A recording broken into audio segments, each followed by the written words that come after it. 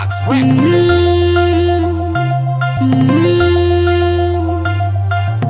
It's a tiny yango wa auya hapana ininika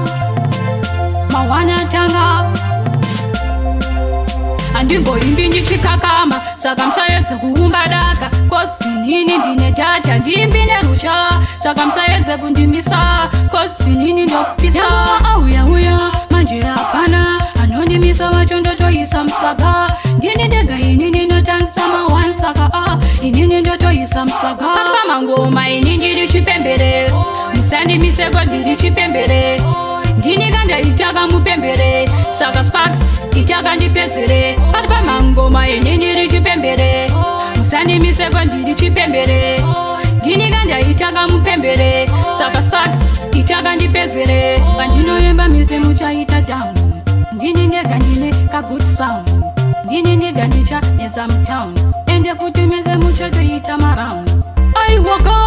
ininika andini ndega ndinotonga inika papa mangoma nditori star ngoma zangu zatoita mbirika papa mangoma ini ndiri chipembere musandi misego ndiri chipembere ndini kanda itaka mupembere saka Sparks itaka ndipedzere papa mangoma ini ndiri chipembere musandi misego ndiri chipembere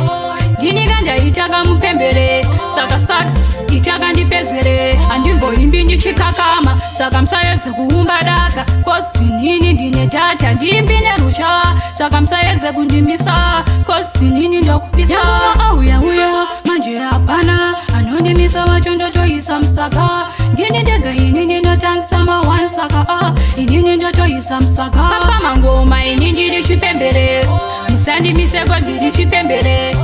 ndini kanda itaka mupembere saka Sparks itaka ndipedzere papa mangoma ini ndiri chipembere musandi misego ndiri chipembere ndini kanda itaka mupembere saka Sparks itaka ndipedzere pandinoyemba mise muchaita down ndini ndega ndine ka good sound ndini ndiga ndicha neza mtown ende futi mise muchotoita maround aiwaka ininika andini ndega ndinotonga inika papa mangoma nditori star ngoma zangu zatoita mbirika Sparks Records. ini ndiri chipembere hoy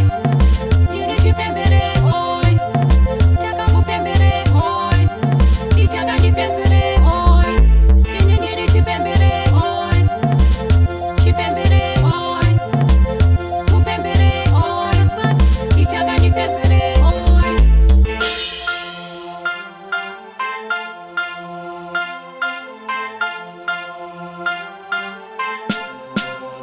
Sparks Records.